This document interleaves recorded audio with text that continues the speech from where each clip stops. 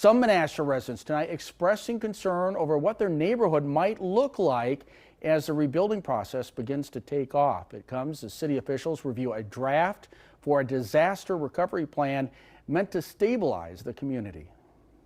Just 3 weeks after a devastating tornado touched down in Menasha, many are anxious to rebuild and plan ahead. This includes Brody Spilsky, who spoke out before the city council Monday night. I love my neighborhood, the homes, the families, the sense of belonging, and the character that it has been built over many years.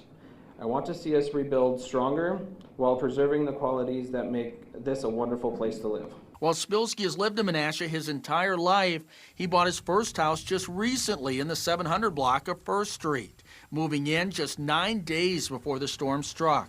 He's among the many concerned about the city's disaster recovery plan that city officials are just beginning to craft. The mayor says the initial draft focuses heavily on neighborhood reinvestment, plus connecting residents with resources and potential funding options. Rebuilding is going to be difficult, as I've said in the last couple of weeks. The journey to recovery is not going to be measured in days, weeks, months, but years. So we need to make sure we're being very thorough and intentional in the way that we do that. The plan is also meant to identify priority sites for housing and small business development and address concerns like high interest rates and insurance coverage gaps.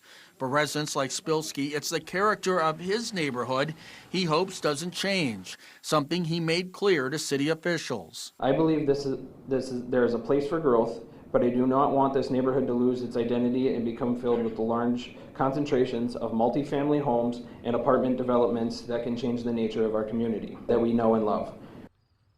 The mayor tells us more details on Menasha's disaster recovery plan will be released at the city's next council meeting.